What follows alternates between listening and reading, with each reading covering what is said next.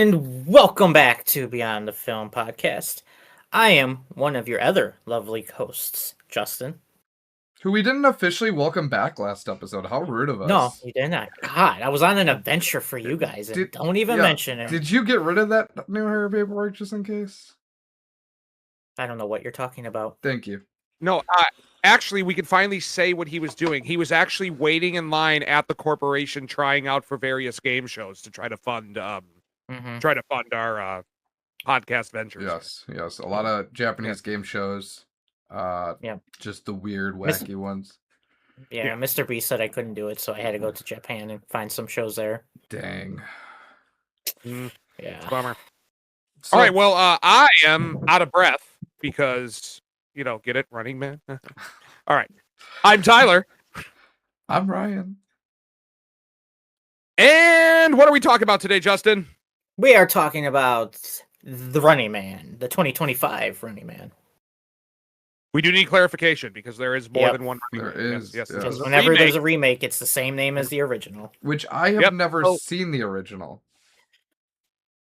I have never seen the original either. Wow. It is definitely not as good, or it's definitely better than this one. Really?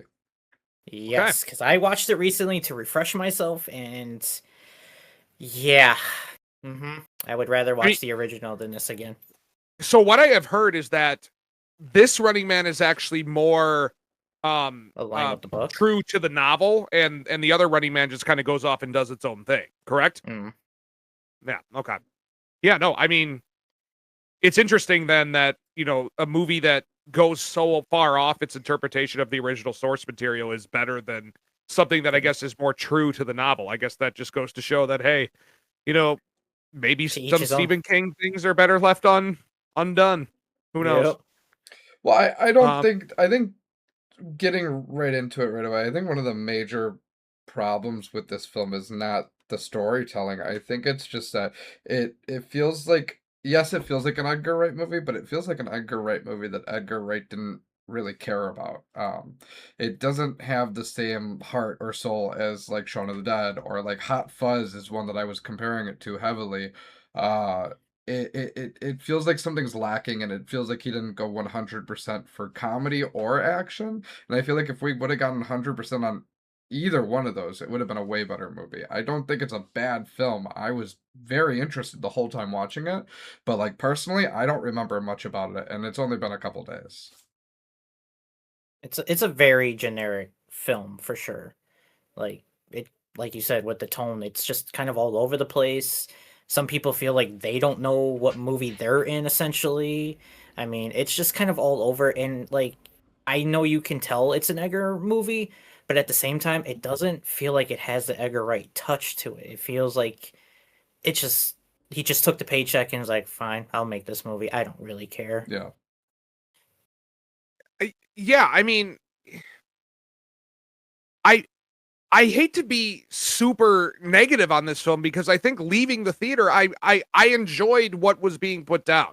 But I think the more I'm thinking about it, the more issues I tend to have with this movie. I think one of my biggest issues with it, at being 2 hours and 13 minutes long, okay, like there's enough story there, but I feel the movie doesn't do a very good job of, once it gets going, it kind of sputters towards the end, right? Like, and I think because it's just constantly changing locations, right? You start in Boston, and then he's got to go somewhere else, and then he's got to go meet Michael Cera in Maine, and then he's got to go somewhere else and be with this girl. Like, the movie kind of starts and stops so many times that it can never find its own rhythm. Yeah. Right? And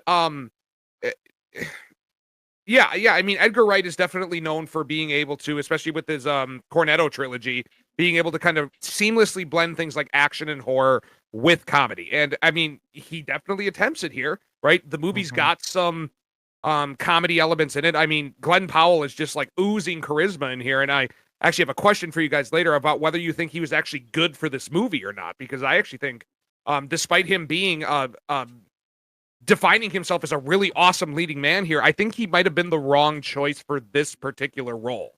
But yeah, I think where the movie really fails is towards the end of this movie. It really starts emphasizing a lot of social satire, right? It's trying to criticize things like AI and how It can be used as a tool of propaganda by the wealthy, right? I mean, like this movie tries to be like Luigi Mangione fan fiction for like the last 2/3 of it, and it's it it handles it in a really ham-fisted way that I think just takes away from the effectiveness of what could have just been like a really nice, smooth, focused on action thriller, right? I mean, like that's what made Baby Driver so good by Edgar Wright. Like maybe the narrative isn't all there, but the action sequences are top tier, and that's what makes the movie memorable. Whereas like this, like the comedy doesn't work, the narrative doesn't work fully, and like the action just doesn't really stand out above anything else that he's done. Yeah. Yeah, I mean, I feel like they hit you over the head with the satire and like the government is bad and they do this, but the original, I feel like it didn't hit me in the head as much as it did in this movie. I feel like it was sprinkled here and there where they made it seem like the people who are playing the game are the worst people, but it's not constantly hitting you like this guy went and killed a bunch of babies or he killed this entire town. Like, we get it. You guys are trying to make him the bad guy so that people will hunt him and Uh-oh. so many times with it, and like the message just felt like it was being forced. Like, did you guys get it? Did you get it? That government's bad. Government's, you shouldn't trust them. Don't trust the police. Don't trust anybody. Like, I got it. I don't need it told to me 35 times in the movie. Like spread it out, sprinkle it, and then it like it did feel so generic. Like the hunters, I can't remember any of the hunters in this movie at all. Like other than the guy with the face mask who, Yeah. huh? Even Lee Pace? No, I can't even remember his name because it's just so generic. And then you go and watch the original, and all of these guys have like their own personal traits, their own specialty. I mean, shit, Jesse Ventura's oozing out the personality and charisma, which it helps him being a wrestler. It makes it easy, but someone who could go toe to toe with Arnold in the same machismo, like this one, it was like half of them, I didn't know who they were, and I thought one guy was a totally different actor until I looked it up and went, oh, I don't know who that guy is at all. All I Like, remember is the one that looked like Eminem. Oh, yeah, that's who I'm thinking. I Yeah, thought he that's was the only Lee one that I Holbrook. know. Yeah, I was thinking he was Lee Holbrook from like the Predator movie. I was like, oh, okay, that's him. And then I looked it up and no, it's not him at all. So, I mean, go on, Tyler. You go first. oh yeah, I mean, you're not wrong about the hunters. Like I don't think any of the hunters are super memorable, but like I think this movie's got some decent, side characters to it. Like Brolin does a good job being the villain. Like he does a good job of being like that, like overly smiley, slimy corporate exec. Like Coleman Domingo just eats up every scene he is in. Like Yes. For how much he's in the movie, I wish he was in it more. And even like when William H. Macy shows up for like 5 minutes, he's really good. Michael Cera's awesome. Yeah. For how little he's in the movie. Even Jamie Lawson from Sinners, who plays Ben's wife, is really good at conveying some like emotional depth. But I mean, I guess I'll just ask you, what do you guys think of Glenn Powell in here? Because I feel like he is acting in a different movie than what is being asked to do here. Like he is like equal parts like somehow trying to be the angriest man in the world, but then like going cuckoo for Cocoa Puffs in various scenes, and like it just fits that tonal miscue maybe to a T. So maybe it's exactly what Wright wanted out of the movie, but like I just feel like Glenn Powell like wasn't good for this role. I don't know about you guys. Who replace somebody with Glenn Powell? I want to know what you're thinking more of, like who you would want to see. I mean, throw like Keanu Reeves in there. Keanu Reeves would be a fun one, but we've already kind of seen that. But I think Glenn Powell was a great choice for this. I think that he's done some great roles. I do think that this falls more on the director. I do think that Glenn Powell was told to do something and it didn't really work out. Okay. Just me personally. I mean, I will tell you that I was thinking about this heavily on how to fix this movie at least a little bit, and if you really haven't seen this and you really don't want any spoilers, skip ahead a couple of minutes because I'm gonna go off on something here about a little bit of a spoiler, I guess. But what I thought could have fixed this movie is instead of having it be a remake of The Running Man, have it be a undisclosed sequel where the masked dude or whatever, that was Arnold, and Arnold, this is like another Running Man game later in the future compared to it being a remake of it. That would have been such a cool twist in the movie if they did a voice changer on him. I mean, Arnold's a little easy to recognize, but like, do your best to hide it and do a voice changer, hide him in it, and then have him be the guy that comes out and is like, I've done Running Man before. Like, coming to get you, Ben Richards. Come with me if you want to be a Running Man.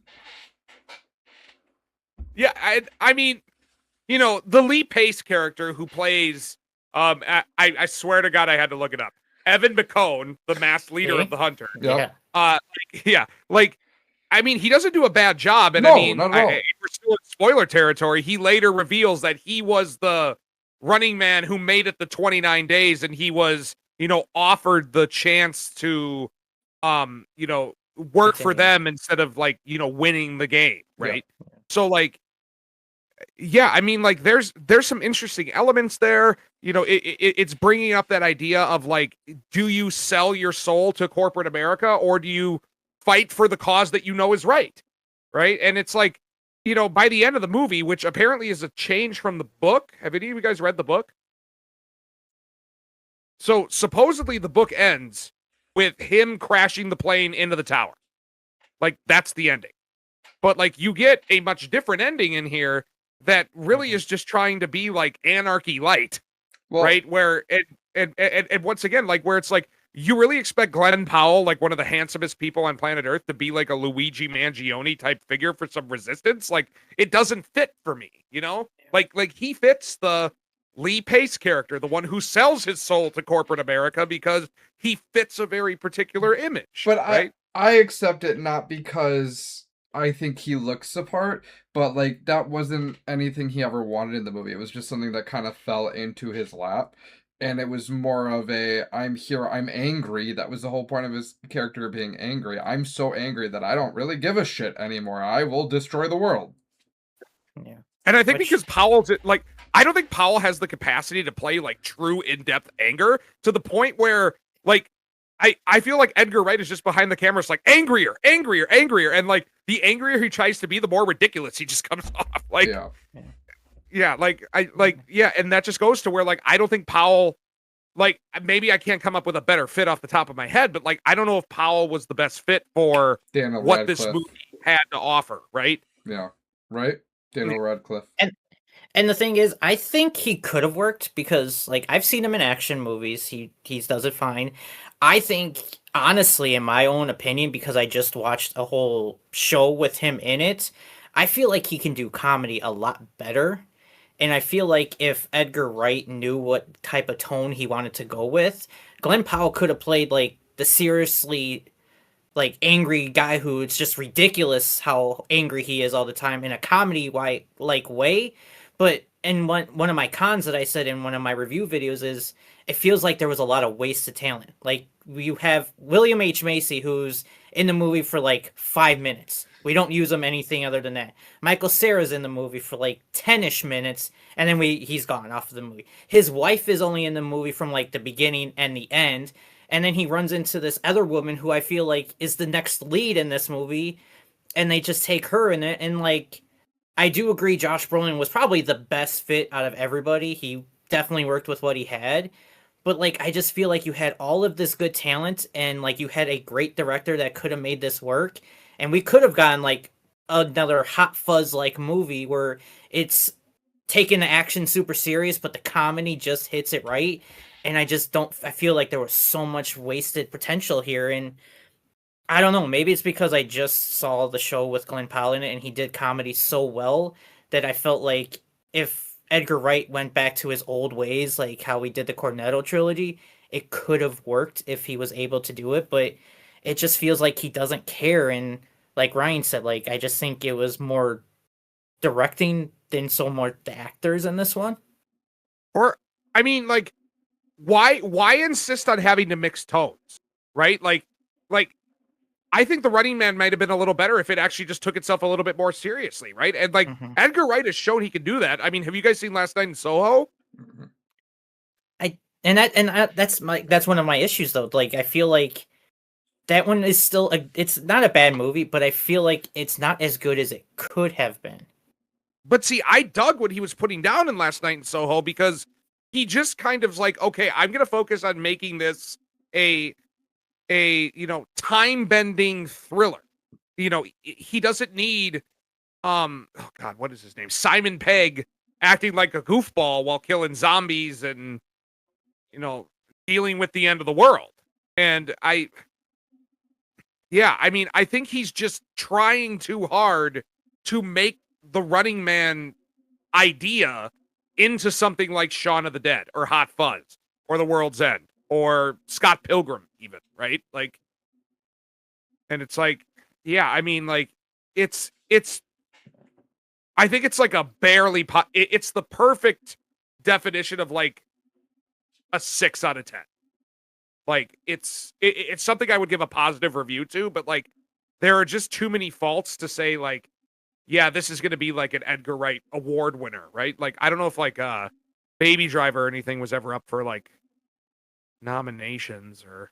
I don't think it was, which is a shame, but I don't know if it was. But I mean, yeah.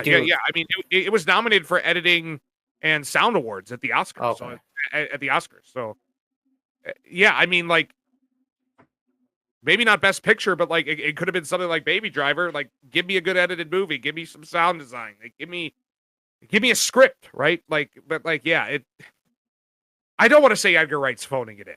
Like, there's no way that man could phone in a movie and have it be like actually bad. But I mean, I think I would call this his weakest film outside of maybe Ant-Man, but Ant-Man was, different circumstances, and he didn't really end up finishing Ant-Man. So, well, he never got to do it. They kind of nixed all of his ideas. Yeah, they gave it all to Peyton Reed. I think they kept like some of his jokes, but like I think they gave him like a small writing credit, but that was about it. But like I think they redid the whole movie. Oh yeah. Yep, you're right. Yeah. And I think like I heard report like people on like certain videos that were talking about it that I was listening to, like they said like after he kind of lost that, he kind of lost his passion. Like it almost like it crushed him not to work on the movie of his dream because he loved the Ant-Man series and he wanted to do that movie so much, and then not being able to do it the way he wanted to like kind of crushed him. Whether that's true or not, I don't know. I can't say for sure. I don't know him well enough, which would be cool if I did, but yeah. Yeah, I mean, without going up on too much of a tangent, I mean, yeah, I think we're all like right around the same point on this movie, right? Like it's like mixed to mixed positive for me, at least. I don't know if you guys are more mixed to mixed negative. I lean more towards positive. I'd still say watch it. It was still a fun movie to watch. It's just not a very memorable one. It's a fun one to throw on. It is very long for two. I could have been a little shorter, but yeah. Well, yeah, because I think back to my point where it starts and stops, like it makes that 2 hours and 13 minutes feel much longer than it actually is. Yeah, and compared to Predator Badlands, which is maybe roughly about the same, maybe a little bit shorter, Predator felt shorter, while this felt like it's wrong time. And agreed. Yeah, I'm kind of in the mid area. Like I was like with you guys, as soon as I left, I enjoyed it, but now like what Tyler said, the more that I've sat there and thought about it, I can't think of many positives. It's very hard to sit there and think unless I just want to lie and be like, yeah, there's this and this, but it's mid. Like, it's not even the best Stephen King movie this year. Yeah, no, that still goes to Long Walk. But like maybe positives is the wrong word, but like maybe strengths. Like the movie does things good, but like it doesn't do a lot of things great, right? Mm-hmm. Like yeah, I like some of the action scenes. I mean, not all of them are bad. They had good ideas. Yeah, I agree. I mean, I wish the one of him, jumping off of the bridge as the two cars crash wasn't ruined in the trailer. Because I mean, that was really fun. Like, yeah, I don't know. Like, because I know we want to keep this as short as possible. Did you guys have anything else on the film? No, I think, like I said, it's it's still a fun movie. Yeah. I mean, it's definitely worth a watch. Yeah. So, like, where would you watch it? Like, do you think this is catch it at home? Ultra screen theater? No, because even with the Dolby Atmos that we saw it in the Ultra screen again. The sound was awful. There was no loud sounds. It was very quiet. Skip it in theaters. Wow. Okay. Yeah. Wait till I mean, I had. Okay. Yeah. I mean, I had a fun enough theatrical experience where I'm like, if you can see it at on a discount day or maybe like a dollar theater if those are still around, like I think that's where you should see it. I don't think it's a rush out opening day to see it on the big screen. No, absolutely not. Yeah. All right. Well, I do want to say, I mean, upcoming here, folks. I mean, we're probably talking about Wicked, are we? Yeah. I think we're seeing it tomorrow. Yeah. Yep. Yeah. Yep. I'm seeing it tomorrow too. I actually have a something to tell you guys. Like, I'm actually not going to. Were we planning on seeing a movie on Tuesday? Yeah. Because of Wicked, or I'm gonna see a movie Tuesday. I think. Yeah. Okay. I will not be there for that when I work. Yeah, because I'll be getting drinks with my coworkers. I'm probably gonna have to miss Tuesday because after drinks with my coworkers, me and Lizzie are going to see Wake Up Dead Man at the Oriental. So, yeah, Nice. 7 o'clock. I mean, if you guys would rather do that. I mean, I'd rather not go to work, but yeah, no, yeah, fair enough. I don't know what Wake Up Dead Man is. It's the new Knives Out movie. Oh, yeah. So it's a very short theatrical run before it drops on Netflix about 2-3 weeks later. Let's cut out the episode. We'll talk about it later. I'm gonna cut that whole bit, sure. but That's fine. Yeah. We'll catch you guys in an undisclosed amount of time. That should be soon. We'll see you in the next video. Yeah, that's a good one. Yeah. All right. See you on the other side. Bonjour. Wait, no.